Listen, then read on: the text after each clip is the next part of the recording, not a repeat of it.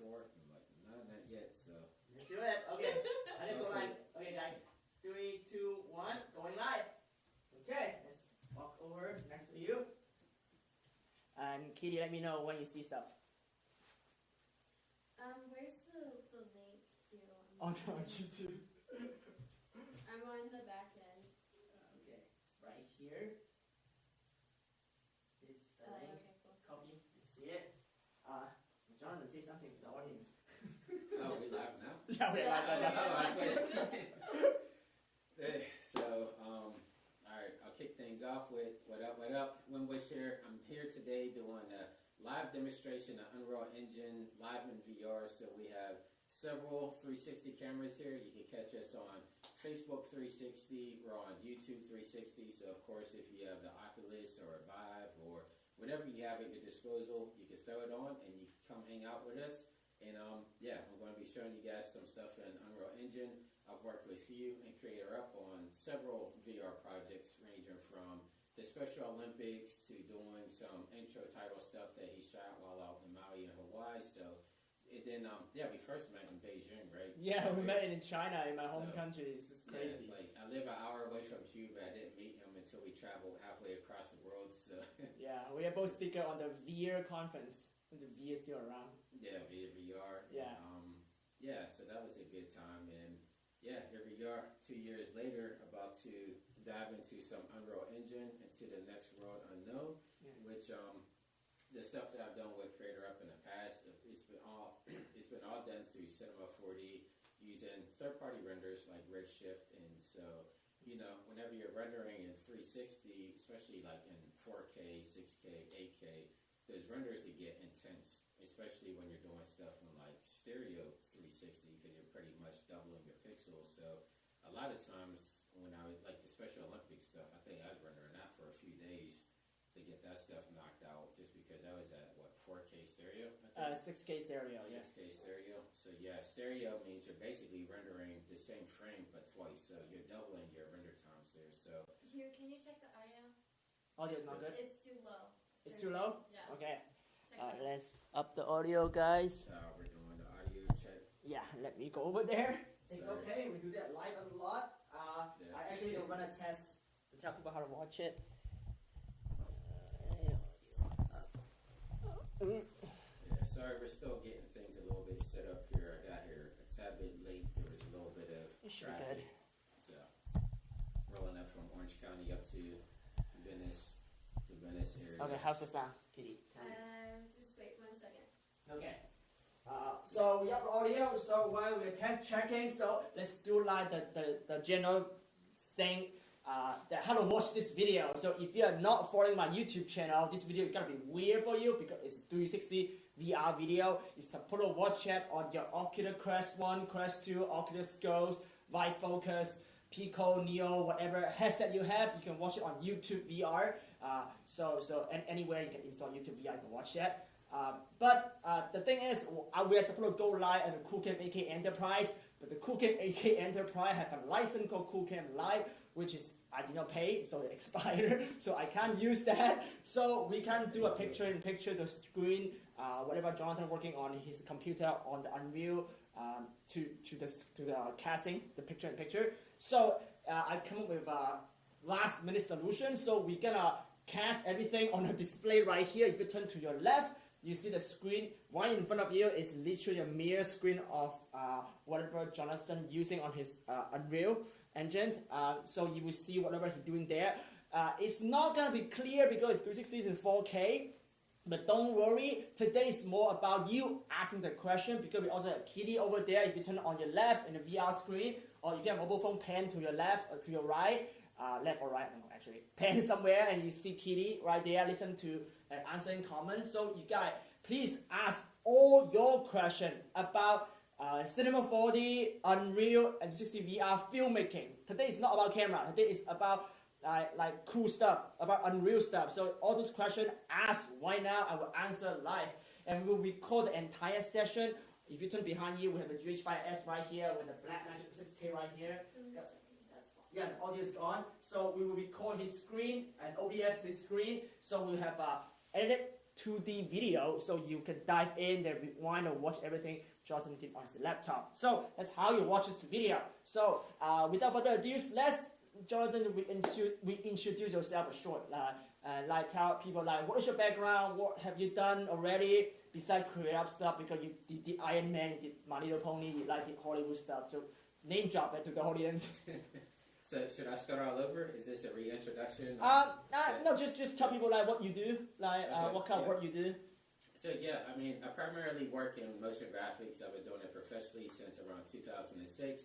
I got my start interning under Adam Sandler in the Happy Madison umbrella. While there, I got to work on a whole plethora of different type of things, from designing and creating Blu-ray menus to working on main title sequences, commercials, television shows, the whole gamut. And since then, I've Hollywood, landed at Warner Brothers, where I got to work on a whole bunch of cool stuff there too, like Big Bang Theory, 2.5 Men, did a lot of stuff with WB Games, working on like Mortal Kombat, Lego Harry Potter, Lego Batman. And it was in that instance that I started really diving into like real-time stuff for the first time. We had an Xbox 360 developer kit, and so for a lot of like the video game commercials, I would actually take the console, put it into God mode. I would have my son playing the video game while I'm controlling the camera in real time with the other Xbox controller. And so that was kind of like the premeditation for me jumping into real-time rendering, because video games all run in real time, and at that time everything was just kind of screen captured. So like since then I've worked on like, you want me to go through my resume, I guess. I think it's just enough. I mean, that's enough name dropping already. Right. So today we actually gonna focus on, because you just did a live stream with Unreal Epic Game this morning. Talk about how to integrate Cinema 4D with Unreal Engine. Yeah. And today we're gonna push the next level, how to integrate Unreal Engine into 360 video. So I think the biggest question for a lot of like viewer, especially people like on the group 360 VR Professional, huge shout out everybody on that group, because you guys show a lot of love to us, the work we did, and you guys all professional. So you want to find out like how can you use Unreal Engine, not Unity 3D, like just throw it out there, not Unity 3D hater, but how to use Unreal Engine to create like world environment integrated in 360 VR video. Both monoscopic and stereoscopic. Is that possible? What is the workflow? Just give out a general run through, like how should take about all this. Yeah, so it's an interesting thing. Like with VR and Unreal, they have really good integration with each other, but a lot of it's been built more on room scale VR. Like there are techniques that you can use to get 360 stuff out. Like I know Hellblade a couple of years ago, it was a video game built in Unreal. They put out a 360 video game trailer. I believe they were the very first ones, but they had to jump through like a bunch of hoops to be able to do it. Like they had to go through, they had to actually do some like C++ coding and blueprinting and stuff like that to be able to get the camera to do it, in the spherical, render, 360 render that we're used to. And so now, I mean, there is, like, I could kind of show you, if I come here into plugins, like I have Unreal Engine open, and this is the new version. It just released like on Tuesday, I believe. So this is version 4.26. And if I come over here, and I think if I type in, yeah, so guys, everything you see right now is brand new. Like it just released plugin that we can use. It's all brand new, so bear with me if there's any type of glitches or hiccups or anything. Like this is my first time really running this version on this laptop. But like if I come over to, just in case you guys didn't see that, you want to pan your VR headsets over there. If I come over to settings and then come down to plugins, this is all the stuff that's built into Unreal. So if I look over here on the left side of my laptop here, you can see that we have a whole bunch of different, categories here for renders to media players and things of that nature. But if I know what I'm looking for, I usually just come up to the search bar here. And so we want to do like a panoramic capture out of Unreal, which is possible for stills videos. It's not really built in quite as easy, but I'll show you a solution for that here in a bit. So if I come over here and type in pan, you see that we have this box down here called Panoramic Capture. And I think, it says Kite and Lightning. They're the ones that actually developed it. And Kite and Lightning, they're actually like a premier top tier VR company. They've been doing it for a really long time. So I believe they gave this plugin over to Epic Games to release. So all you'd have to do is enable it, but there is still some type of workarounds. Like it's not as just drag and drop as we're used to working, you know, like in cinema, you pretty much just have your camera, you tell it to render out a spherical render, and you're off to the races. Not that easy here, but I did find a solution, and I have to give the guy a shout out because he actually gave me a free copy. So if I come over to the Epic Game Store, and if I come over to Marketplace, let me search for 360 video.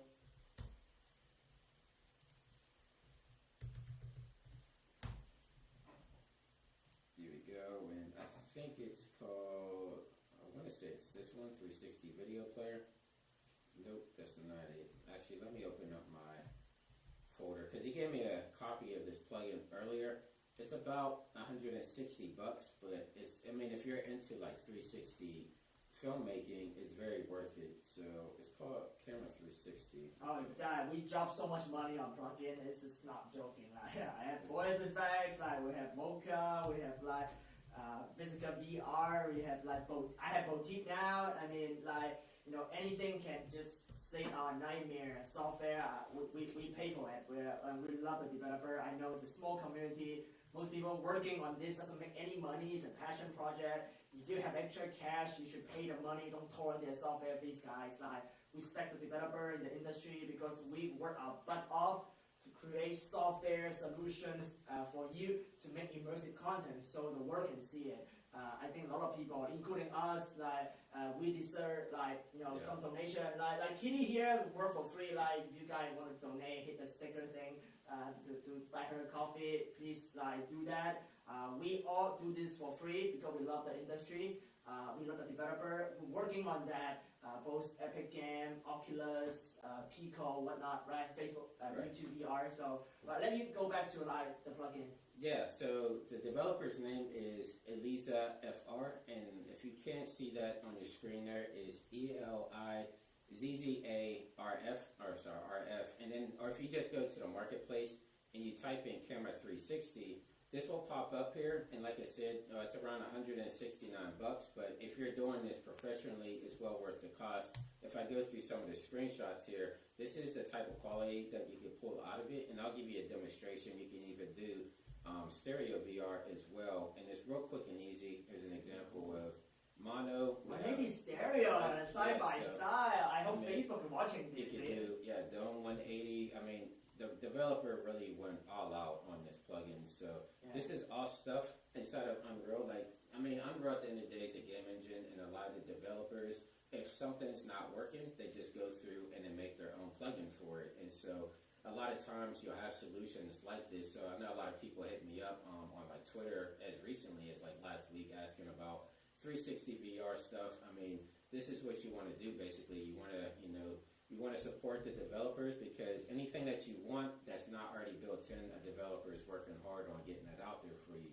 And so if I come down and actually I have to bring it in manually because they gave me a copy of the plugin, of course. So shout out to them, and I'll give you a demonstration on how we can. Let you let Manny bring in that, but I think we have a lot of questions so far, right, Kitty? Kitty, do you have any questions? Do you have any questions so far? Not right now. Not right now? Okay, no question. So I do have a question before we go dive into how to use the plugin. I want to know what is the, in realistic speaking, because you use all kind of 2D rendering software, is it easier? Which is your preferred way to render 360 video? Is it Cinema 4D or Unreal or Unity 3D? What will you choose if you have a job? I mean, probably Unreal because of the real-time capabilities. Like when you're rendering 360 VR, it's going to take a little bit of time just because it's, I mean, Unreal was basically for the flat screen. So anytime you throw any type of, extra stuff at it, it's going to add it, to its horsepower. It's going to take a little bit more time. But I mean, like I was experimenting with this last night. It took about maybe like 20 seconds per frame, and something inside of like Cinema 4D that would have easily taken me, I think the Special Olympics stuff we worked on, that was about 30 minutes per frame to do stereoscopic 6K 360 video. And so, I mean, this would be my preferred method. I don't have a lot of experience in Unity. Wait, so just repeat, 20 minutes per frame. Yeah, Versus 20, 30 minutes per frame. So guys, so if you use Cinema 4D, it's 30 minutes per frame. Like if you think about Premiere, it's like 6 frames per second, and you still complain about rendering speed. Look at the stuff we do. I mean, you have no complaint about our rendering speed on Premiere or DaVinci Resolve. So we are handling. You have ray tracing on, right? Yeah, ray tracing on.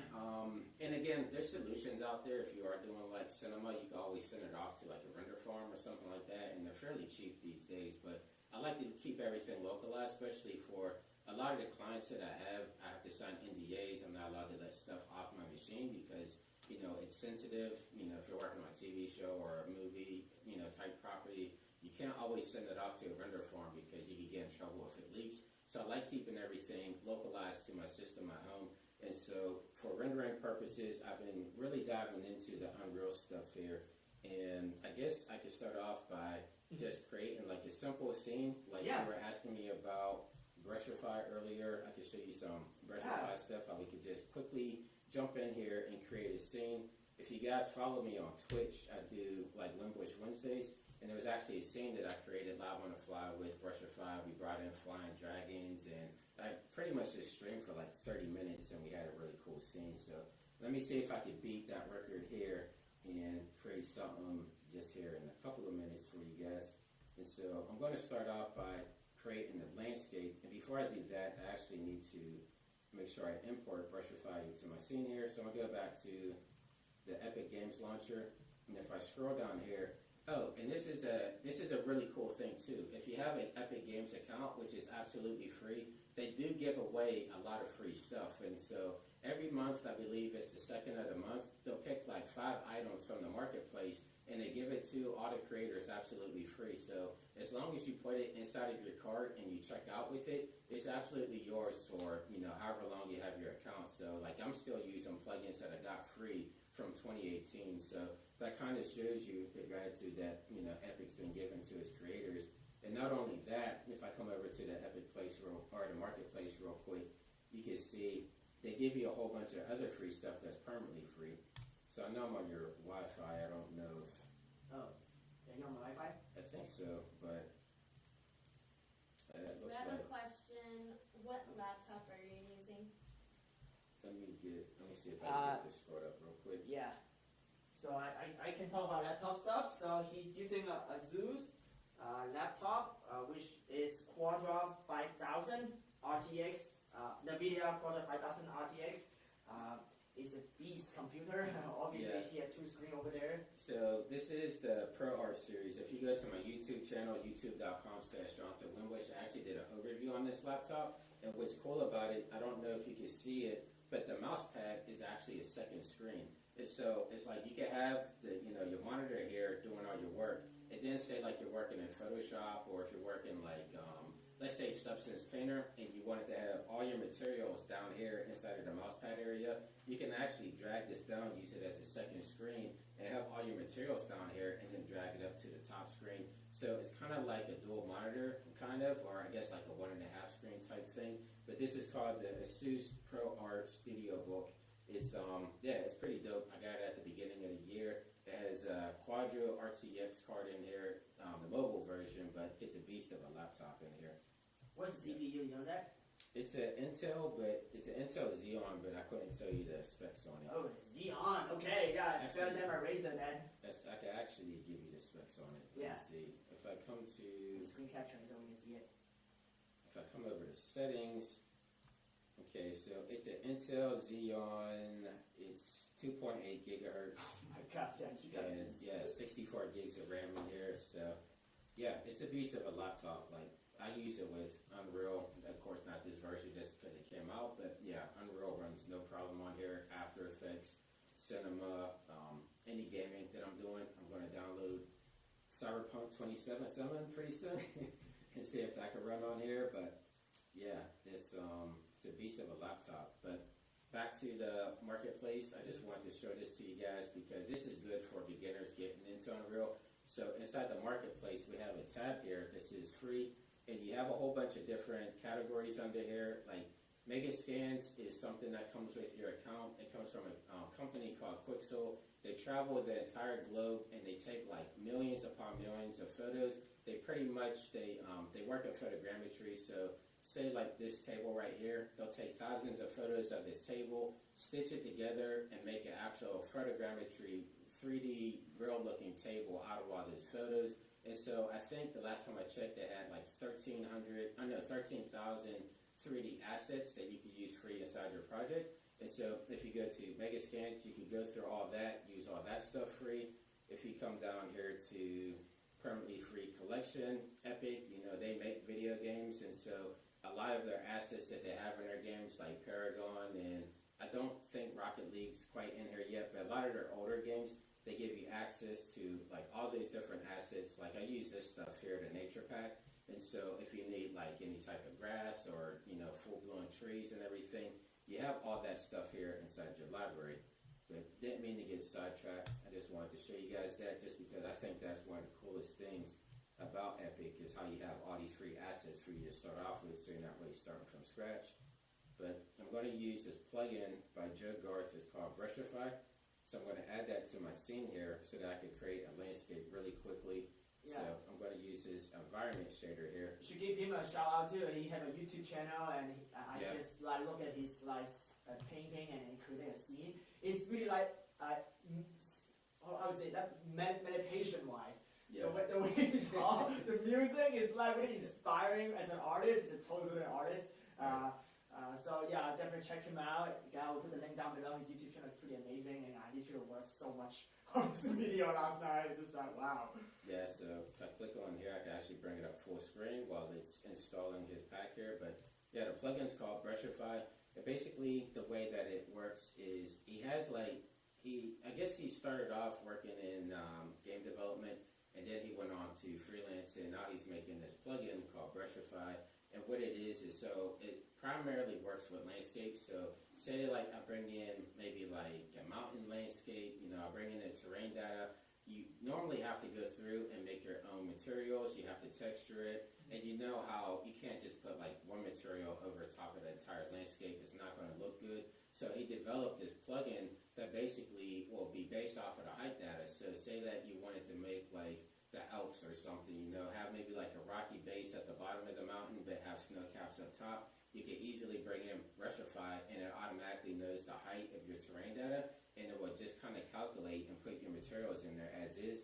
As you can see in like this screenshot here, he's showing a bunch of the different biomes that he has in this particular pack. So we have the snow pack, we have the desert pack, and all this stuff in here. But at 100%, I would definitely say if you're getting serious into developing stuff in Unreal Engine, I would say pick up Brushify. It's really helped me out a lot in my landscape work here. So one thing I noticed is they are really photo real, so we can fake it using like one idea actually I had last night while watching his YouTube channel and your tutorial is that because right now we kind of get outside as a content creator.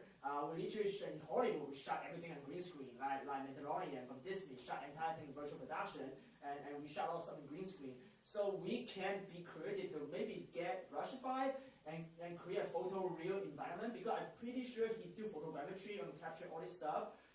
So we can create a fake environment and just overlay on talent, and then we got 360 video, cinematic 360 video without going out and film, save you money, and it's code that's safe, and I think it's a great potential there, right? Yeah, I mean, if you go to his, if you go to Quixel's YouTube channel and look up the short film called Rebirth, they actually debuted it last year at GDC. But I know Joe Garth used the Brushify pack in that short film, and you couldn't tell that it wasn't, they weren't really on location in Iceland. I mean, the stuff looked pretty photoreal in that short film that they shot there. So, I mean, this stuff is being used in video games that's out right now and movie production. So you have all these, you have all these tools at your disposal here. So I would definitely pick that pack up, as Hugh said. And, that mixed with the Megascan stuff, I mean, you can't really lose in those regards. And you're saving money because, I mean, Megascans is all free, so. I'm giving this a second to load in. It looks like my mouse kind of froze up here for a second. But I do have some landscapes. Actually, while this is going, we could probably just build a landscape from scratch real quick in World Creator. So if I come down here and shout out the World Creator as well. You might want to tell people what's World Creator. Yeah, no, we're gonna dive right into it. So as soon as I open this up, they'll exactly see what this is. So basically, World Creator is a way that we could build terrains, and then we can export these terrains out into Unreal Engine. And so you see, like Is it Unreal only, or you can use it in Cinema 4D, using Hdri Maya, and all that stuff? Any application you want. So I started off using World Creator with Cinema 4D and Octane back in the day, and then I started using it with Redshift, and now I'm using it in Unreal.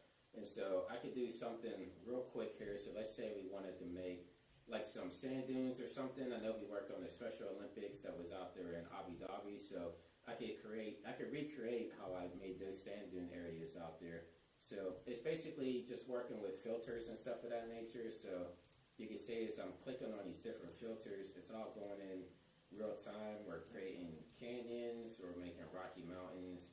If I come down here to dunes, there we go. We have some sand dunes, so that should look familiar because this is what I did for the a lot of people so, like freaking out, like they thought that that's a real footage I capture. I can tell you guys that you cannot fly a drone in Abu Dhabi. They will literally arrest you. So all that CG stuff, and I fooled you guys. You guys thought it's a real footage. It's not. It's all Jonathan created. Yeah, I created all those environments here in World Creator and CG, and I mean it was as quick as that. Like I mean I didn't put a lot of tender love and care in there because we're doing a live stream, but I basically threw 2 filters on here. I'm not going to mess with any type of the attributes. I'm just going to, it looks good right there. I don't have to texture it here because I'm going to texture it with Brushify once we get into Unreal. So I'm just going to export out my height map over here. So if I come over to selection format, let me do PNG. Under Game Engine, we do have an option for Unity or Unreal, or if you're going to use like a different DCC like Maya or Cinema, you just click none, but we're going to Unreal, so I'm going to do that because it gives us, it's going to bake in the attributes into the height map that we're going to export.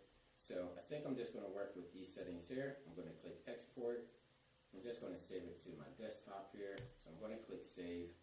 Hopefully by the time this exports out, Unreal Engine will be not as finicky and working for us here. Are you on the latest version of Unreal, or you are on the older version? No, the latest version. So the one that just released on Tuesday, pretty much, is the version.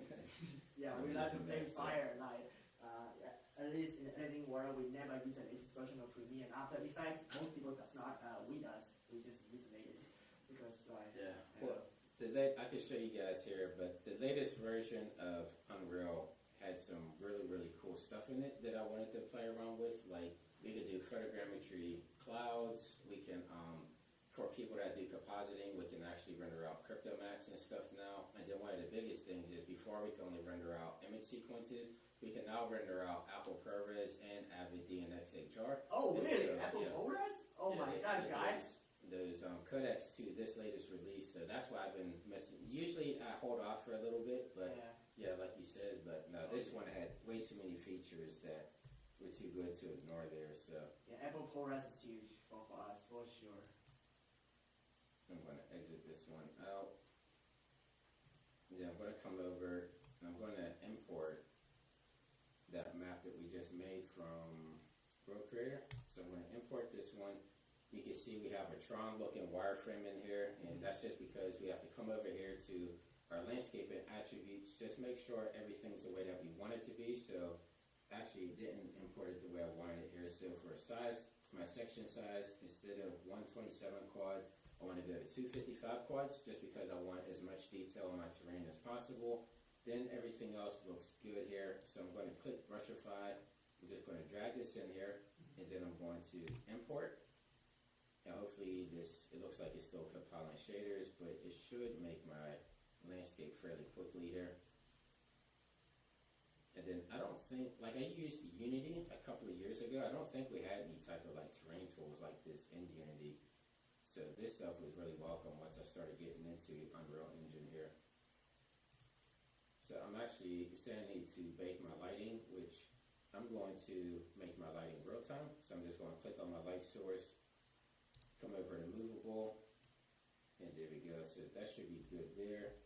And then I'm just going to fly around my scene a little bit just to make sure everything's good. So if you bring up my camera speed, And the way that Unreal navigates, it pretty much plays like a video game. So if you play video games on PC, you're just using the WASD keys and your mouse here. So if you could look at I don't know if you can see my keyboard here, but I'm holding down the W key to move forward, using the mouse to look around. So if you play like Doom or Call of Duty or anything of that nature, this should feel really natural to you, and this is how we move around our scene here. So that's actually, I want to stop you a bit. That's where you inspire me, like, because it's such a risky job of flying a drone, like in nature reserve, and this can basically simulate all the my famous drone shot virtually and in Unreal, and we don't need to fly a drone forever. Like, we don't even get a flight license anymore. We just create that, and then we just say shut it up and or whatnot. I mean, it's hit and miss. I always say that practical is always you want to try practical first before. Okay. Yeah, you don't want to do the Spielberg effect to try to do everything CG and just tear it all up. But yeah, you gotta find a good balance there and something that you're happy with. But I'm gonna come in and I'm just going to drop the Brushify textures here on my dunes. So if I scroll down here, he actually has a texture for dunes. And you don't have to use these ones. You can put in any ones that you want, but he has some pretty good photoreal textures here. So I select dunes, and it's going to actually just map it across the entire landscape here for us. But again, it's probably compiling because this is like my first time opening up this version of Unreal on this laptop. So that's one thing too. Whenever you open up Unreal for the first time, you'll see a lot of compiling shaders and things of that nature, but that's usually only the first time that you open up Unreal Engine, and then it should be good from there. And so now I'm inside of my dunes here, and you can see we get pretty close to the ground. Actually, I should be able to bring a character in here. Yeah. Well, we were bringing a character because this is for filmmaking stuff. So can we render out this environment like as a video in 360 video with the plugin? Yeah. So let me actually bring that in. So you want to actually bring a character in because it's cool. Like people want to see stuff too. Yeah. No, I'll do that last. I was just going to show you the detail that you could get like when you get really close to the sand and stuff. But I'll save that for last here. And so I'm going to come over to cinematic, and I'm going to add a level sequence, which is basically a timeline. And so I'm going to click save. And what's cool about the timelines in Unreal Engine is it's kind of like a nonlinear editor built into Unreal, so we can actually take shots and edit them in Unreal and then export to the drone. Yeah. So we can take our shots and edit them in Unreal Engine and then send those out. So I did that for one of my epic projects, and it turned out really well. But I'm going to bring this down into here, and then this is only my third time using this 360 plugin, so bear with me here. I'm going to come over to blueprints, and I believe I have to bring in two of these. So this one is going to be the camera. So this is going to be where our camera is in our scene, and then we have to bring over this other blueprint for the 360 on here. So give that a second to compile here. Now I hear my fans going crazy in the laptop. Yes. It sounds like it's going to take off here.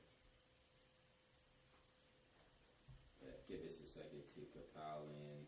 Kitty, how's the comment go? Any related to Unreal and 360 VR? Yeah, there are, but I will say like we'll do a lot of questions at the end. Yeah, let's about this. Yeah. Yeah.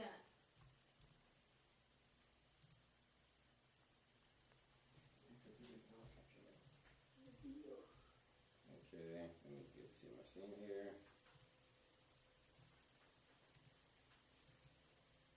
Alright, so I have my 360 scene in here. It should have gave us a panoramic view here instead of this green screen. So I just want to make sure that everything is connected. So activate camera, look at, follow.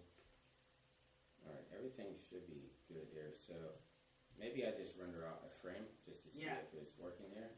So let me come up to my cinematics, come down to my render queue, come to my new sequencer here. I'm just going to do a JPEG, and let's just render this out to my desktop. So I'm going to come over to desktop, select folder, come down to use custom playback, and just render out like 2 frames here. Leave it at 1080 1080, and so this is going to be just running a test. So let me hit under local. Hopefully this works. It didn't look like it works, so I wonder if this isn't.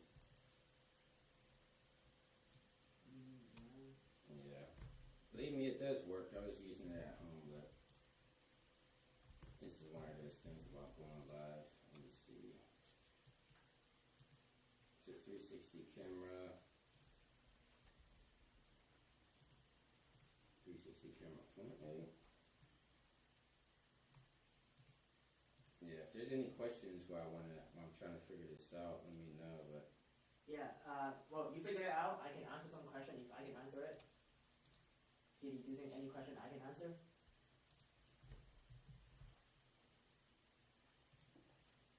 no questions out there? Question out there, I guess. Let's spin around this dish now. There's a custom render. Let me see.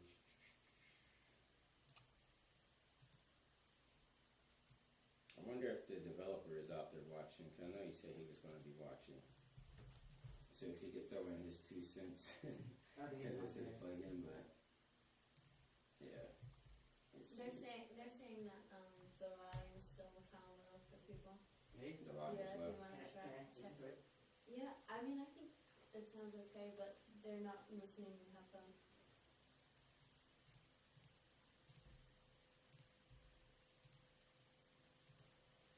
Okay, let's stop it right now. Alright, so I'm going to re-bring in this camera here. Bring this And up. the computer fan is really noisy. Is that for the laptop fan problem? Here, if you can move, yeah, There you go. the mic away from the fan. Fortunately, guys. There you go. Sound better? Right here. Yeah, maybe I have to do a tutorial for your channel, because I'm probably missing one of the attributes here. Let me see. So I have a question, if you can answer questions and. Yeah, I do Yeah. that, troubleshoot and answer at the same time. Someone wanted to ask a question about any thoughts on how to enable the user to move within the video in Unreal, even if it's jumping from video to video or zooming in to the video. Does that make sense? What do you mean? Like I don't know. interactive experience? Like Potentially, yeah. Maybe that's Read the what comment? they mean. Do you want to read it? Okay. Any thought on how to enable the user to move in the video in the real, even if it's jumping from video to video or zooming into the video? Okay, that is. I don't know. does that mean like a virtual tour type thing? Yeah. Yeah, but that would not be a video, though. That would be a game. Like would be experience. So it's teleportation in the real. Yeah. So another question is, which software for 3D sculpting in VR do you suggest between Google Tilt Brush and Adobe Medium? Have you used any of those? I haven't, but I think my friend is watching here. If Fried Pixels is out there, I believe he uses Adobe Medium. He did a presentation on that. If you go to the Mixamo website, he did a presentation on how he went from Adobe Medium, exported out his scene, and brought it to Cinema. But I don't really do too much 3D sculpting at all, so that's not really my forte there. I'm gonna try a brand new scene here. So, guys, if you have any question, please ask right now and comment. And if you can, share this video on your social media so more people can see it, so we get more viewers, more engagement. So you two can push it a little bit more. Another question is, can Unreal Engine be good to set up social experiments for research? Social experiments for research, as in, can I elaborate on that a little bit more? There was another comment from the same person. To add to my question of social experiments, that would require realistic characters, hopefully with face movements, and script them as well. Yeah, I mean, you could do that stuff in real time. So, if you have like a mocap suit, and then if you have I know like Epic, they bought a studio for like mocap, facial mocap stuff, so that actually comes free inside of Unreal now.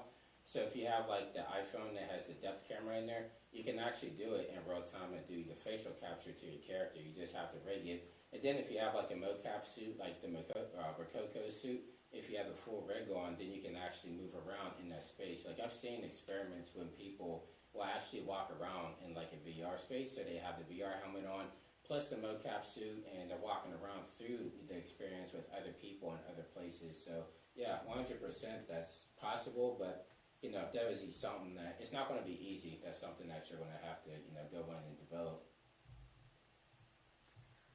Can you turn a 360 photo into a virtual set? Yeah, I actually did that with your NASA photo. Remember that NASA Mars photo? Oh yeah. Definitely, we'll put the link down below. So actually, I shot a lot of 3D photos for Jonathan to use on his project. So one of his tutorials to teach you how to use HDR photo, which is if you are doing photography, you do virtual tool, you should know how to capture HDR with your Ricoh Z1. If not, I have a tutorial on that. But you capture HDR photos and virtual tool style, and then as high as quality as possible, 8K, 16K, whatnot, and give it point to Unreal. They can pull it something called HDR, right? You create HDR sky. Right. So that photo can use directly inside his game engine environment. And if you are a virtual tool, so if you are a 3D photographer, a great job for you guys. Instead of just shooting boring rich people houses, you can go out in nature and shot HDR and put it in the Unreal Engine marketplace. You can start making money. People buy HDR photo. Would they buy HDR photo?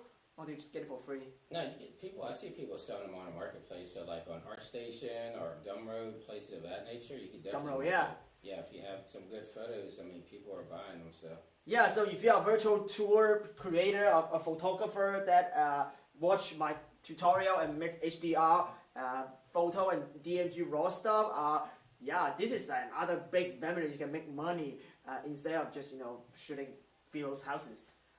You like to do that, that's fine too, but I mean, it's a way more nicer. You go in this environment with some sunset. Do you have any HDR photos? I could bring it in and give a demonstration on that. You'd have to go find them. I have to go find them. Yeah, my laptop's not here. Oh man, that'd be cool. Yeah. But yeah, so photographer, like, I mean, we use a lot of like real photography in Unreal to simulate lighting. I think one thing, Jonathan, one of his tutorials teach you like how to match the fake virtual light with the real HDR sun, and then they create fly through using the Brushify. So you create a landscape, and then you look like you're a drone or bird flying in the 360 environment, and then because the sun is so far away, right? So you can use HDR 360 photos, and then just move it to align with the sun, and then you got a realistic light source on your fly-through experience. You see a landscape, and it's an amazing experience in VR. Something that's really hard to create with the actual footage, because if you fly a drone, you know that like if you put the 1x2 on a drone and flying it, you can't fly too far because you lost signal, your drone will crash, and the crazy stuff happen. But in Unreal, you can fly it as far as you want because it's virtual camera. So I think I might have to do an actual tutorial on it. Okay. For some reason, I think maybe with the latest update, I have to talk to the developer, but it's not exporting it out. But what I can show is, do you have any HDRs online that we could download, and I could give, like a demonstration on? You should look online, like. But I think it's just called HDR Sky, hdri.com. It's actually a website I use a lot. I know HDR Haven. HDR Haven, yeah, let's go there and just demonstrate like. Okay. Yeah, because I need to go through my hard drive and find one for you. Yeah, I wish I would have had the NASA one on my system. Yeah, that's a good one, yeah. Yeah, I actually used that one to teach you. Well, do you have the final example? Then you can show people that. What's it look like actually? For the Mars one? The Mars one, yeah, is it on your YouTube channel or on your Facebook page something? I think I actually have it on YouTube, so. Yeah, you can just put a YouTube channel and people can see it. Yeah, then I have the download link. I mean, if it downloads fast enough, then I can just download it right from here. So I think it might just be a couple of gigs there. Yeah, like I usually put some stuff up on Gumroad, so let me see. Yeah, I have really fast internet speed here, for sure. Okay, so I should be able to find the link here. Yeah, it's a cool project to show. Like how we use 360 photos to create a fake mask environment and put make mastermind in it. put a photogrammetry scanning. Actually, that is photogrammetry scan. No, there's what is that? It's not photogrammetry. Oh yeah, it's going fast. Huh? What's that? Oh, the volumetric. The volumetric capture. Yeah, he vocab make mastermind and put in the fake environment on mask. Yeah. Just Tony. That's Mixmaster Mike's nephew actually. Oh really? He's shown on IG. So yeah, we were down at Georgia State University. We did a volumetric capture with Mixmaster Mike, and it looked really good. It was pretty cool to do that with him. Yeah, so I think one thing to take away from this whole live stream is there's not only one way to create 360 video, 360 film. Yes, you can buy an expensive camera on a Titan and go out and shoot, and you've got photo, real videos, film. But most of the time, you can also create them in Unreal. You can do photogrammetry to capture it. You can use volumetric capture to capture videos, and we skin it, we light it in Unreal, and then create a set experience. A lot of sci-fi film coming out this year, last year, they all created in Unreal or Cinema 4D. Or films coming out like Doom. Yeah. Doom's coming out. Not in VR though. No, but they did virtual production. Yeah, lots of virtual production. But it's the same in the 360 VR world. Like we can do the exact same thing. It's how many tools you know in your tool set and how much skill you have and how creative you are to combine different principles and different school and then make art. And we are all artists and we all like bouncing ideas and create crazy stuff. So what I'm going to do is I'm going to show that NASA HDR on here first, the one of the Mars environment that she had put together.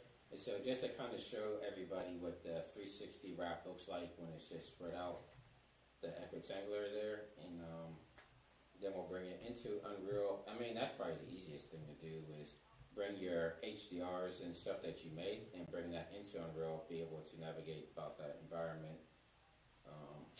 It looks like my son's on Photoshop. Oh man, that Adobe subscription. Yeah, it's, sorry for watching. I kicked my son off Photoshop. But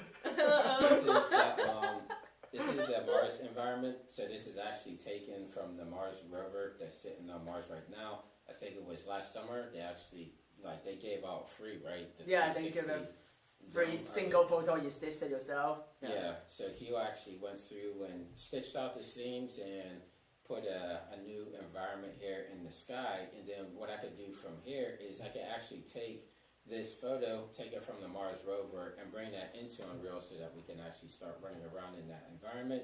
So this is the HDR here. I'm just going to click and drag it into my content browser down here and give it a second to import everything in. And then how much work did you have to do on this one? Like you pretty much... Not much. Did they give it in sections or was it...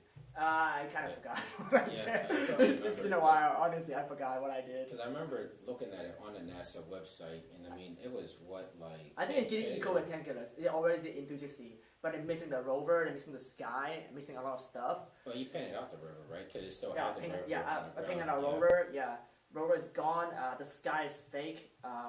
But yeah, and not much left to create that. So if this is something that was new in the last version of Unreal 4.25, so it's called Hdri Backdrop. And so what you do is you just pretty much drag this into your scene, and you can see it comes with the default one just off the bat, so you can kind of see how it's going to look inside your environment and stuff. Oh, this comes from the Unreal stuff? Yeah, this one is stock from Unreal. Come on, guys, if you see this right now, you can do a way better job. If you like follow my channel, I'll capture 360 photos. Well, if you grab this little diamond thing here, you could pull it until you get it to look a little bit better. And so basically, because it's doing a half dome, like if I double click on it, you can see the half dome that is given there. So it's not. You know the resolution of that photos, like how much resolution you can walk around it, you know? I've done it as high as 16K, but of course you're going to have to. When you bring that in, it takes a little bit to calculate. So. Usually I work anywhere between 4K and 8K in here. So I believe this one is 4K, the one that's here by default. Okay. So yeah, literally any consumer camera can capture that resolution. But yeah, DSLR. This is it right here. This is _4K. So yeah, this is the 4K. I've brought in 16K before just to get it really sharp. But again, if you're going to be using 16K, just understand that that's a really large resolution, so it will take a second for it to import here. But I'm bringing in the Mars one in here right now, and it looks a little bit blurry, so that means we just have to make some adjustments like I was showing before. We could click and drag this up just to kind of make sure that our ground plane, looks the way that it should be, so that there's no stretching or anything. So that's pretty much our Mars environment in there, and you can see that it still looks a little bit blurry. I don't know if you could tell in VR what it looks like, but if I double click on it, this gives me like a whole nother panel of attributes here where I could kind of just really sharpen it up if I want to. So you show me the image in post. Like, what are you doing though? Are you doing a Photoshop work on it? What do you mean? Like, what's Unreal doing that to improve the image? Oh, so basically, I just like right now. I think it comes in at a really low resolution. Like, it came in at 512. Okay. So I just have to tell it like maybe make it 4096. Oh, Unreal downsize it. Yeah, they compress it, and so I guess that's so that they can bring it in faster. And so basically, when you're inside of this menu, like if you have 16K, you can tell it make it 16K. In this case, I'll just make it 4K because it does have to do some calculating here. So it usually takes a couple of seconds here, but this screen that's here on the left-hand side showing our panoramic view here, you'll see it like pop into like a clear vision. So this usually takes a couple of seconds to calculate, and then I'll jump back into the scene and we can start, exploring around. Let me close Photoshop here. Is the laptop still loud inside the speakers there, or? Yeah, Kitty, how's the fan noise? Yeah, it's better. Better, yeah, okay. I know we're pushing the laptop. It's screen recording. It's running Unreal and everything else in there. So yeah, we should use lavalier mic for this live stream, but I'm not thinking straight. So do you think like the knowledge for the software? How long do you think it would take for someone to get it? Is it an easy software to get, or how long have you been working in Unreal? Yeah, so if you have a knowledge of 3D, I say it's fairly easy to jump into. Like I have several years of working in Cinema 4D, and so getting into Unreal for me wasn't that big of a leap. It was just more about the mindset of how a game engine works versus an app like Maya, Blender, or Cinema 4D. I mean, it's like the mindset, the way that they work is totally different, but in the end, the basics of 3D is the same. I mean, you're still working in 3D space. And so the way that I was learning was they actually do have some free courses on, developed through Epic Games. They have one that's called Your First Hour in Unreal. So I took that one and watched it. It's free up online. And that's what really got me started into it. And then I was doing a lot of experimenting on my own. I actually did come out with my own course that's distributed through modraft.com. So like if you're a motion graphics artist or a 3D artist and you want to jump into Unreal, you can actually use my course because, like I went through a lot of bumps and bruises just trying to figure out the workflow. So I kind of simplified it for other artists that aren't game developers wanting to jump into this space. So I got started in Unreal around, actually only since 2019, around SIGGRAPH, because that's when they announced the integration with Cinema into Unreal. And so that's what really sparked my interest there. So once they had that integration locked in, I did a lot of experimenting on my own. I would go on Twitch and just ask like game developers questions and things of that nature. And yeah, it's just basically like how easy of a learner and how deep do you want to get into it for yourself, I would say. Yeah. I think the community of Unreal is very friendly. People are eager to teach you. If you reach out, people will just help you out. A lot of free assets out there you can download. A lot of YouTube channels have tutorial out there. So it's like any skill set. Like if you want to learn it, you will learn it. Just don't get afraid. If that's about your interest, you should definitely dive right in. And it's a great skill to have. And can be honest, with a good Unreal developer, you get hired like that. Like especially right now, everybody wants video games. So in VR, so. It's not only video games; it's also broadcast and movies as well. Yeah. The big thing, I guess, was The Mandalorian is what opened up a lot of people's eyes as to what Unreal could do for broadcast. But it's actually been used a lot. Like I know the NFL Network uses it for all the real-time graphics. So all the stuff you see during a football game, that's all being broadcast with Unreal. As recently as the U.S. elections that we just had here, all that stuff with the maps and the polls and all that stuff, all those graphics were done in Unreal. The really cool stuff at the Weather Channel I don't know if you've seen that stuff where you have like the anchor and they have like the floods happening around them, all that on their set. I mean, that's all done in Unreal. So, I mean, there's a lot more uses for it, not just video games, even like Boeing. They're right around the corner here, but Boeing, the airplane place, they're using it for, you know, flight simulations and doing walkthroughs of the planes and, you know, just doing like real world simulations and things of that nature. So yeah, if you know the software, there's a whole plethora of different type of jobs that you could jump into. And then, you know, I know this is a VR channel, so a lot of people are in like 360 VR space. So as Hugh was saying, if you shoot your own footage, if you shoot your own photos, you can easily bring those 360 imagery into Unreal, and so you can make like room scale experiences. So if you work inside of like say ArchViz or real estate, I know a lot of people that do, they take their 360 cameras and they move them around the house so they can do virtual tours online, but you can take it to the next step by making that virtual tour room scale. So if your client has like an Oculus or a Vive, you could throw the headset on them or like mobile VR or something and actually have them do like, you know, a virtual tour with the VR headset on. So I mean, the sky's the limit. I think people don't explain like what do you mean room scale, like tell a lot about people do like not people not understand what is room scale compared to just 360 photos. Oh, okay. So yeah, room scale would basically be, you know, whenever you're inside your VR headset, if you're anything that's basically not like a 360 video, so anything where you can walk around the actual physical environment. And so I know as soon as you get your headset, they always have like the virtual experiences. I know a lot of people play like Rec Room and games and things of that nature. Beat Saber, that would be a good experience of a room scale experience. So anything where you could put on a VR headset and physically walk around the environment, that's room scale. And then passive, I get, do they still call it passive or for 360? Yeah, 3DOF. Yeah, so 3DOF, that's going to be your 360 experiences here. Yeah.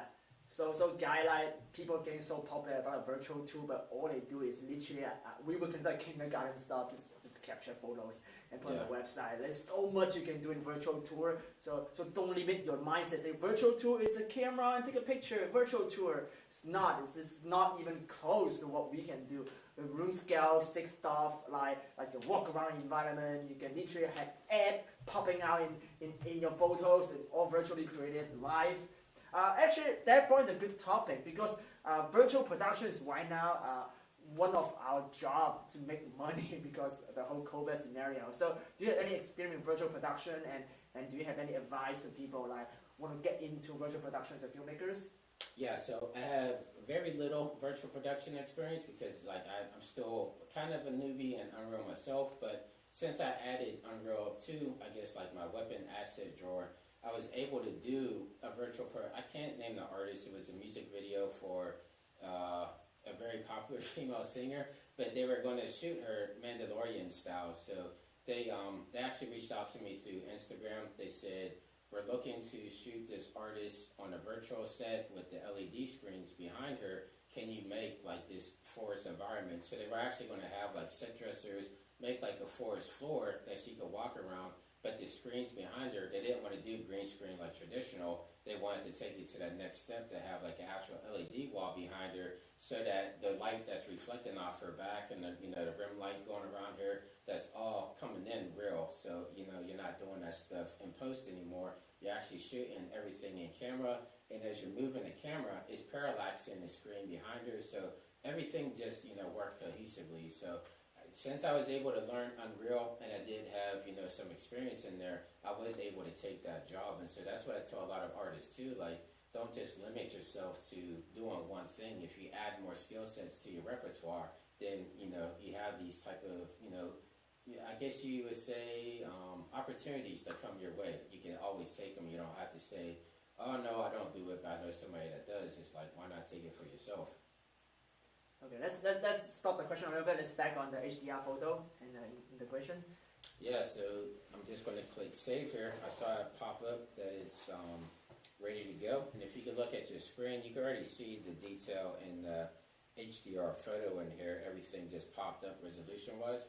So if I close out here and I move into my scene, everything is a little bit more clear in here. And again, this is a 360 photo, so it's not infinite in its size. I mean, we can scale it up if we want to. So if I come over here and move up the scale size and just bring it up maybe to around, oh, I think I dragged it too far. So let's say 600. You can span it out a little bit more like that, just to give you a little bit more distance. And if you go to, I guess we'll link my YouTube channel, and there I actually did a little bit more work on here with the photogrammetry stuff from Quixel, where I added in like rock cliffs and stuff. Oh, you sort of adding the foreground stuff. Yeah, I started adding in elements. I mean, I could try it here. And again, this Quixel stuff just updated today, so I can't promise it will work yet. Like when I was on an Epic stream this morning, they told me this stuff updated, so we could give it a try if you want to see what it looks like. Or maybe just add a game character on it too, like all the stuff you do, like you should add a character. Run in there? Okay, yeah. So let me come down to... Yeah, but that's interesting to people doing virtual tour. Now you have a robot be a guy instead of like no guy there. So you take the photo and then create a robot next to you to be the guy for your future house. It's pretty dope, like if you're selling some like futuristic housing there, and you can walk around room scale in VR. It's crazy. So I'm going to, I brought a third person character in here. I'm going to go to game mode, and then I have to make a plane for him to run around on. So I'm just going to bring in a plane, but I'm going to drag it underneath my scene here so we don't see it. And I'm just going to make it super large. So if I come down here and lock my scale, let's say we make it like 100 all around. That's not working. So 100, there. Then I'm just going to drag it underneath. And if I move closer to my ground plane, if I click play, do I need to bring my blueprint from my character in? So there, we have the Unreal mannequin in here. So it looks like, okay, I gotta take him onto control. So let me go back to game mode. Third person game mode. There we go. So now I'm actually using my character to run around this Mars landscape here. It's kind of crazy, like literally running around in the photo you tell guys. Look at that. Yeah, and it's all running in real time. I think it's running 60 FPS. I can always bring up my frame rate here. You have ray tracing on? 60 frames per second. Okay. Ray tracing on 60 frames per second. Yeah, so you can see it right there. I don't know, it might be tiny on the screen there, but you can see the frame rate and everything running on there. But so think about guy now, you can literally create a virtual tour, and then you can virtual robot girl walking you around on the environment, and you can play it like like turn your virtual tour into a game, and then people can play in the headset. Anything is possible. Like if you learn Unreal, I think. Yeah, pretty much. Yeah, it's as far as it's as deep as you want to take it. So. I mean, I did that within like a matter of minutes. I was able to bring a character in here.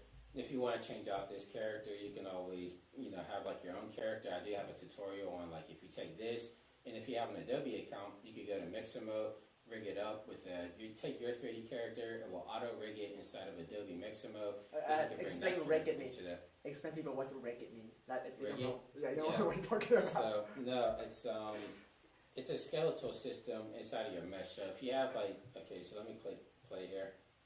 So we have our character here, and the reason he's able to move around is because he actually has a skeletal system in here. And what rigging is you're taking that skeleton and rigging it to the mesh. And so it's not only for humanoids, it's also for, like animals or creatures or anything that you make. And so Adobe has this platform called Mixamo, and it only works for like human figures, but like say you have a 3D model of anything like a person or even yourself, and if you have it in a T-pose, which a T-pose is like this, you just have your arms straight out, you're standing straight up and down, kind of forming a T, you can take that into Mixamo, and what it will do is, I guess it's using machine learning, but it will automatically bind a skeleton to it. And so at that point, you don't have to be like a character animator or a weight painter or anything of that nature. Like anybody could pretty much go in and do it. So you can take your character, have Adobe do all the heavy lifting for you, and it's going to add a skeletal system to you. So all the joints and the fingers and the wrist and the knees and everything, everything will be there for you to bring into Unreal, and then you just have to kind of replace out the character through a few steps, and you can have your own character running. It's all free, Mixamo? Mixamo is all free, yeah. Guys, so I know you got to compare Adobe. Yeah, it's bought by Adobe, but I believe Mixamo account is free. Free, yeah, so it's a lot of free stuff you can use. Yeah. You can also use mocap, motion capture to rig, maybe motion cap and rig it to your character. Yeah. Okay, so if you want to have your own motion, you can also motion capture yourself and bring it in your photo, HDR photo, and that's will work as well. So that's what, I don't have the example here. I think I have it on Instagram, but that's what we did with the Mixmaster Mike stuff. I brought the photogrammetry real Mixmaster Mike, brought him into the Mars environment, had him DJing on Mars. So I know that's probably a little bit advanced. Like you also measure. That's Mike, dude. Is it right there? That's that Mixmaster Mike. Yeah. Nice.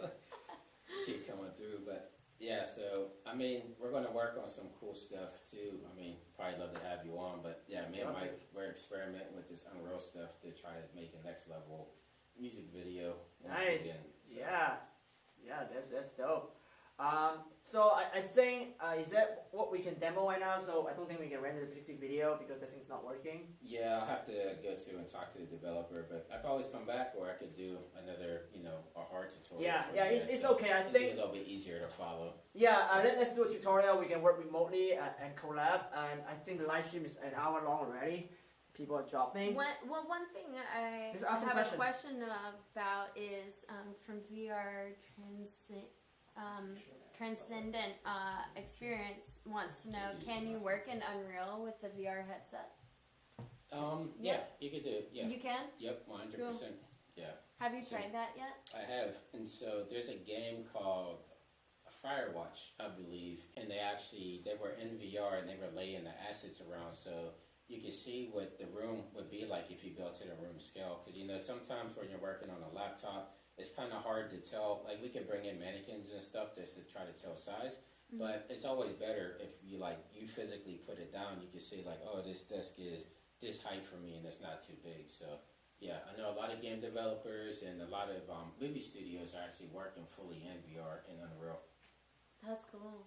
Yeah, I know there's behind the scenes stuff with James Cameron working on Avatar with like the VR headset on, and they're actually doing like location scouting and stuff in Unreal. Like they'll do like a lot of previs set building in there. He'll throw on the VR headset and he'll run around the scenes, and he'll say like, we need to add trees here or rocks here and stuff. So yeah, a lot of cool stuff is going on right now with the software. Nice. Someone had a question about if we were willing to render the live camera in 360 inside the Unreal project. So I think the main question is can you put like live streaming video in Unreal? That's kind of crazy thought, but yeah, I know you could do live compositing with flat video. 360 might get a little bit. I'm not going to say it can't be done, because you can always develop your own plugins and kits and stuff to make it happen, but yeah, I've not seen that happen yet, so yeah, that'd be interesting, but yeah, I haven't seen it done yet, but that's not to say it can't be done. And then another question was, does Unreal Engine have free program for VR Creator? And I imagine it's the same one you were talking about earlier today. For VR Creator? Yeah. Like you build your stuff in Unreal and you can export this out to VR, so let me place this program down. I can actually show the template. So if you open up your Unreal launcher here, and then let me launch a new program here, there's actually a VR template, so you don't have to do any programming for excuse me, for the handsets or the headsets or anything. If I come here under this game template here and click on next, if I come down here, you actually see we have a template for virtual reality, and if I click on next here, I actually don't have a VR headset hooked up, but we can still see what the template looks like and everything in here. Yeah. But yeah. I think one thing people like not that if they come from a Unity background or they like understand Unity, not Unreal, is Unreal. You never code, right? Do you ever like touch code and write some C#? Me personally, no. Okay. I usually find stuff on the marketplace if you need it, but most of the stuff is already built into Unreal. So like if there's a really special thing that you're trying to do, yeah, you could do coding, but the big thing with Unreal is visual scripting. So it's called blueprinting, which is nodes pretty much, and you're connecting nodes to each other, which is a little bit more easier to understand than going in and typing in C++ coding, which I don't like at all. But the node system, you know, that's something that I could get into. Yeah. It looks like again, it's the first time running it on this laptop, so it looks like that template has to initialize there. But yeah, you do have a VR template, so if you have I've tried it with the Oculus Quest and I've done it with the Vive. All you do is hook it up to your system and you just click play and you're off to go. So yeah, it's really easy to set up a VR headset in here. Someone had another question about what software do you recommend for Chroma Key and Unreal Engine? So it has one built in. It's called Composure, and so that's absolutely free as well. So if you look up Composure, Unreal Engine online, there's actually, my friend made a tutorial on it. It only takes about 10 minutes to set up, but you could do that for live keying and you could do it for passive keying too. So if you have like actual green screen footage you want to bring into your Unreal scene, you could do that. Or the cool thing is, like, if you're shooting something live or like a virtual environment that you built, we can have a green screen behind us and we can actually key it live and it works really well. Nice. What would you recommend for graphics card?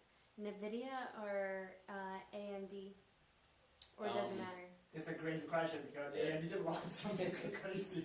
So, yeah, it's that one. Okay, so originally I would say maybe NVIDIA because of the ray tracing capabilities. So like the 20 series and up, they all had the RTX ray tracing abilities in there. But with the latest version of the AMD cards, they actually have ray tracing in those too. I don't have the new cards yet, so I can't really say how well they work. I mean, I've seen the demos and stuff, and I've talked to my friends over at AMD. They say it works, and I believe them, but personally, I haven't been hands-on. The only cards I've had experience with are the 20 series cards, like the GeForce Quadro card that I have here, and then the 2080 Ti I have at home. So I can tell you that those work, but yeah, as soon as they send me a card, I'll definitely do a dive in and make a video on it, on my experiences. But yeah, I proposed it to them. Hopefully they're watching this so they can see that I need to get that card so I can start doing some experiment with it. Yeah, it's very new, just released like 2 days ago, right? 2 or 3 days ago. Yeah, they announced it last month, but yeah, I think only a couple of influencers had it, so far. But what headset for Unreal would you recommend, the Quest or Vive? I mean, excuse me, sorry. I personally like the Oculus Quest. That's the one that I have now. Like, I had the Vive, but the Quest 1 or Quest 2? I had the Quest 1. Okay. Yeah, so I didn't get the Quest 2 just because it didn't look that big of a jump. You could probably tell me it's right there. But yeah, it's I like the Vive, but I just didn't like all the wires that came out of the back. You know, you have like a whole handful of wires, and I would trip over them. And even you know, we get tremors here in Southern California, so my lighthouses, I had them bolted into the walls, and those came out with the plaster and stuff. And so once I got the Oculus Quest, I immediately fell in love with it just because of the inside-out tracking. I didn't need any tracking houses. You just throw it on and it automatically maps your room and everything. And so, especially if you have like a smaller space and you don't have room for extra equipment, I would definitely suggest maybe like the Oculus Quest over the Vive. But again, Hugh's the expert on the actual headset, so yeah. This is a creator question. What resolution are we rendering out these days? 12K? What's the industry standard now? So the standard for Quest 2, actually I don't think I can talk about it because I signed some NDA with Facebook. But yeah, you should render 8K. So from now moving forward, it's gonna be an 8K world because the Quest 2 able to play 8K. And a big jump is 60 frames per second. So I think that the big thing for us moving forward is to match game engine live. Because game engine, I mean, Jonathan probably working on all the stuff is 60 frames per second, right? Yeah. You want 30 frames. So frame rate jump is the most important thing. I think moving forward for we to shoot anything.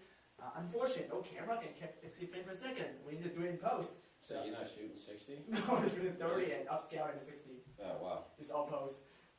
But yeah, so I think next year the camera coming out, both Insa, Candle, and both of them are working on new camera, kind of focus on 60 frames per second with high resolution. even just 6K and 60 frames per second gotta have a world different compared to 8K or 11K and 30 frames per second. Because if you align your video with the VR game, you see that like the video doesn't look right, and the PC will look amazing. So that's the problem. Yeah, because the games, I think they have to at least hit like 60 FPS. They're 90 now. Like most of the games, like the Quest 2, most of the games are running on 90 frames per second, so this looks so smooth and better. Yeah. And I think there's a big argument, my cinematography like 20 frames per second, but it doesn't make sense in VR. 20? 24 frames. 20 frames?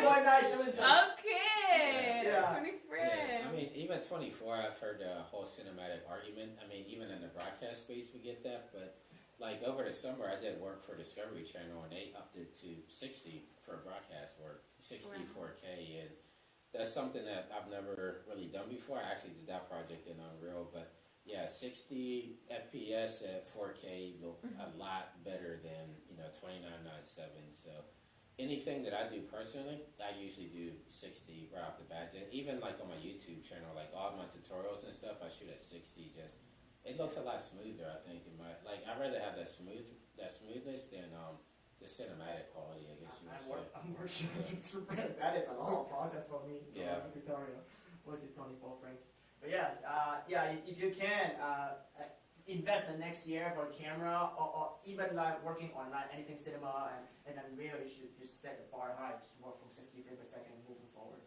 Yeah, hopefully with the new graphics cards and the CPUs and stuff, I mean, that will probably make it a lot easier moving forward. Yeah. We all hope like new thing coming out that will make our life easier. But right now we just waiting for it to open forever. Yeah, this is because it's the first time this one is loading everything in. But yeah. Did you get a 30 series card? No.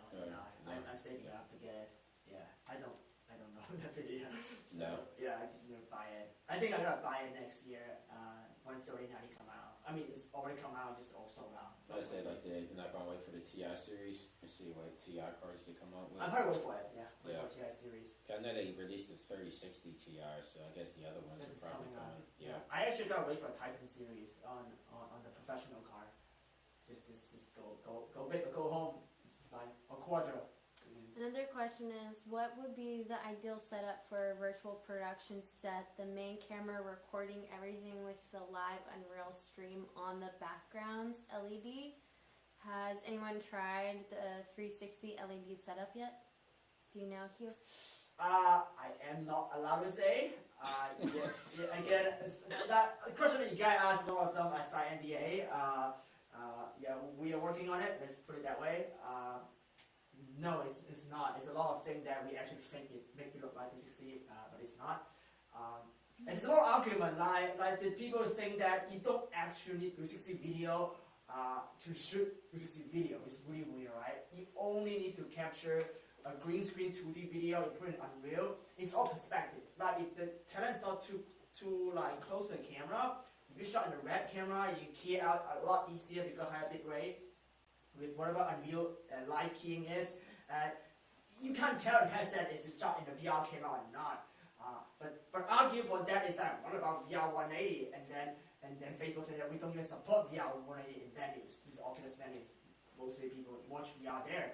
So if Oculus doesn't support 3D yet, I mean, what's the point to make Unreal to work with VR 180? But I think if Oculus or Pico or whatnot, a Chinese broadcasting platform support, like now we see VR 180 live stream, I think that Unreal will have a plugin, will have something out immediately just to meet that market.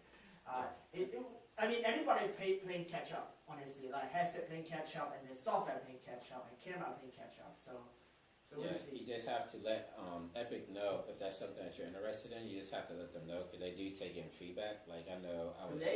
We want that. I mean, a lot of people want that. I that. talked to them because when I told them I was coming on the stream and I was asking them about 360 stuff, they're like they don't get a lot of ask for it, so they kind of just left it on the back burner. But if they knew that a lot of people wanted 360 and Unreal, that's something they would definitely look into. Yeah, they definitely want it. I think a big user on 360 world, they're all Unity developer. Most people come from Unity background. Yeah. Unreal is really new for them, but like that's this whole live stream is. If you're an artist, you should at least give it a try and then learn Unreal, see how's different between Unity 3D and Unreal, and And yeah, we need more users so the company like Epic Games will pay attention to us to start making stuff for us to use. But right now, it's still struggling. As you see, the software is not working. Hopefully, it'll work in the next tutorial. Yeah, but I know that that's how we shot the Mixmaster Mike stuff for Magma Chamber and Moonbase. We shot them on red camera and then we posted it. So we didn't actually shoot Mike at 360. That was all shot on green screen and composited in later. Yeah, so 360 and 180 just monoscopic doesn't matter, but stereo does matter. So as long as Oculus supporting Oculus watching the live stream, please if you support 180 VR in venues or on 360 Live, 360 Facebook 360 Live. Are you talking about doing live 360 stuff or like pre-recorded and showing? Either way is fine, but we're talking about mostly the live. Live stuff. Yeah, live in VR 180. That is kind of crazy, and in the world, a lot of people are performing live. Yeah. You know, a lot of stuff actually is fake live right now. If you guys not know that, right? It's not really live. Right. This is live. We're making a mistake. David has a question. Can I work in the same Unreal project with another artist at the same time? You can. You can link it together. Yeah. I don't personally do it, but I know that some, especially with now with remote working, like you notice that all these games are still coming out. Like, I mean, they just released the Xbox Series X and the PS5. Like, all this stuff is only, possible because people are able to link all their systems together and work remotely from their homes and everything. Nice. And what else? Can I, let me see. Did YouTube dump the VR 180 format? I tried uploading something this week and the playback isn't in VR. Oh, I don't know. I need to check. It should not. I need to check. I'm actually releasing a VR 180 music video, hopefully by end of this year with big artists. So let's hope it works. If not, I'll be a big trouble. So yeah. I thought they were the ones that were really pushing the 180, weren't they? They were like the. They are.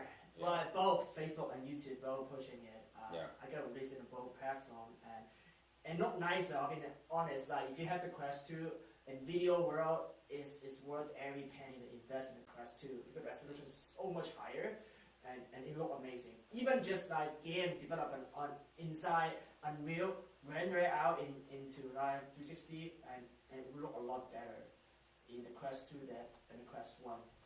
Yeah, resolution bump is crazy. Okay, will they send you another one?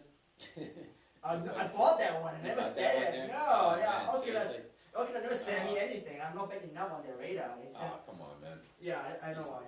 I'm a filmmaker. I'm not a gamer. They want people to be safer. You don't want people to make a movie. No, I'm sure if you asked, they would have gave you one, probably. Yeah. So yeah, I bought all my Oculus Quest, but it's worth every penny. I mean, honestly, just like you, right? After the Quest 2, my Quest 1 is just sitting in the dust. I never use it because it's so much easier on the Quest 2. Yeah, maybe I'll look into it. Like all my other VR headsets, honestly, I just sold them on eBay. Like after I got the Quest 1, I was like, this is it. So I sold my Vive, my Windows mixed reality. I had the Odyssey, the Samsung Odyssey. I had the Acer one, and I just sold. I do have to say, I know people don't like China part that much. Pico, the Pico Neo doing the Pico G4, G2 4K is actually a really good headset. And Livestream VR wise, you can only do it in Skyworth, which is another Chinese headset which allow 8K rendering. Those are all options that if you don't like the whole Facebook drama ecosystem, you look into those headsets. It's also really good quality. But again, you should upgrade to Quest 1. That's very minimum, with 2 or with just some kind of anymore with the cable and all this issue. So don't wait for the 3 then? The Quest 3 is what you're saying? The Quest 3, I don't know. I don't know anything about that. I was trying to get an exclusive on it. Yeah, no, I don't know anything about Oculus working on. Quest, I think Quest 2 is a big launch, and there's so much room to improve the Quest 2. There's so much thing that is not there yet on Quest 2, and Oculus is going to work hard to actually. Hardware is there, software needs to support that. So is HTC, are they still working on their own solo HMD, or is that kind of, because I remember they had, the Focus? Yeah. And yeah, Focus still great headset. I'm not going to ditch that. The Focus Plus work directly with AMD graphic card, by the way, guys. If you use an AMD graphic card, that thing is beast to work on VR videos.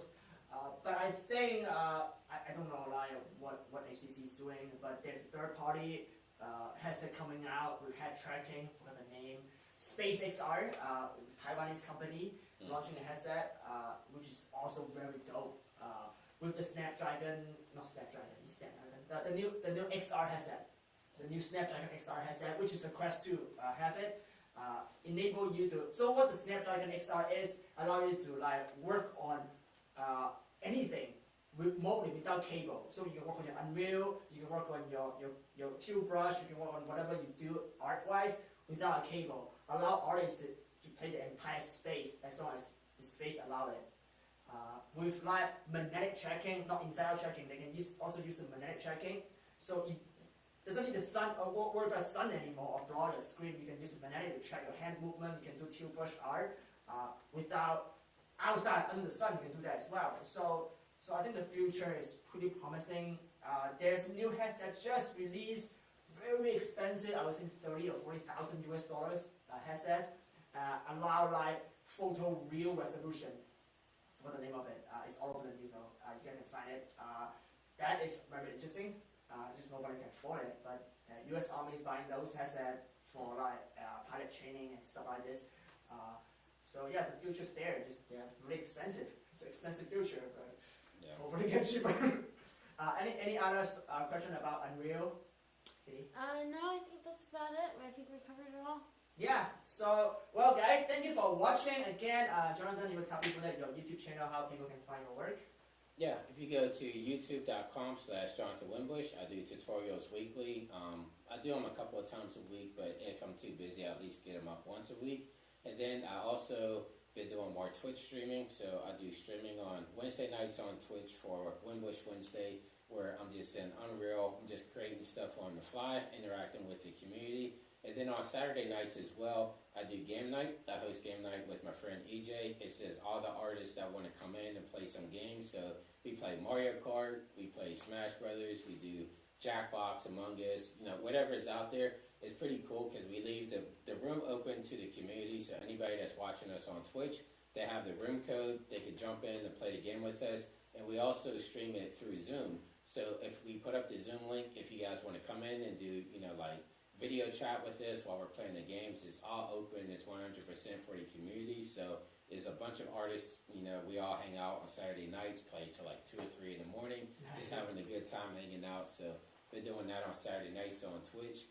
And then also my Unreal course, if you go to mocraft.com, you can go to courses, and then you'll have the course that says creating the Unreal. I use a lot of Cinema 4D and Unreal in there, but I've had people say that they've come from like a Blender background and other 3D apps and been still able to use the course to get comfortable inside of Unreal. So I would definitely say go to that, check it out, and then I guess we're going to try to do a giveaway on that course at some point. Yeah. If you can, definitely. I mean, I go through that course and it's amazing. I learned. I don't know anything about Unreal actually. I literally watched the course last night and pick up all the skill from him. And it's a really good course. You don't need a Cinema 4D background to watch the course, and it's a good course to learn Unreal and get your feet wet. All this idea about using it in movie, in film, is because his course teaching about Brushify and World Creator, like all this stuff, it just like blow my mind. It's like, wow, I can do so much with stuff like this. Turn the camera. So yeah, thanks so much to be on our live stream, and we'd love to have you back sometime soon. If you guys want to have Jonathan back, please comment below. Let us know you want him back and what you want to learn in Unreal and Cinema 4D and After Effects and anything in between. Yeah, I promise I won't bring a brand new version of Unreal next time. That was my fault. I took over the Epic stream on Twitch this morning and was showing all the brand new stuff in 4.26, so I forgot totally about if you open up something new for the first time, it usually has to do compiling, but yeah, we'll get it going for the next one. Nice. Yeah, we have our this video, we got to capture it, we got released it on 2D so you guys can actually see the screen. So don't worry about it if you cannot see the very screen of VR.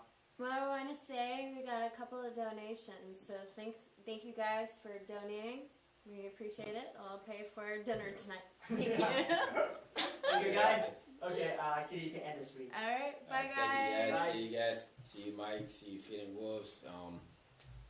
I can't see the guy from Brazil.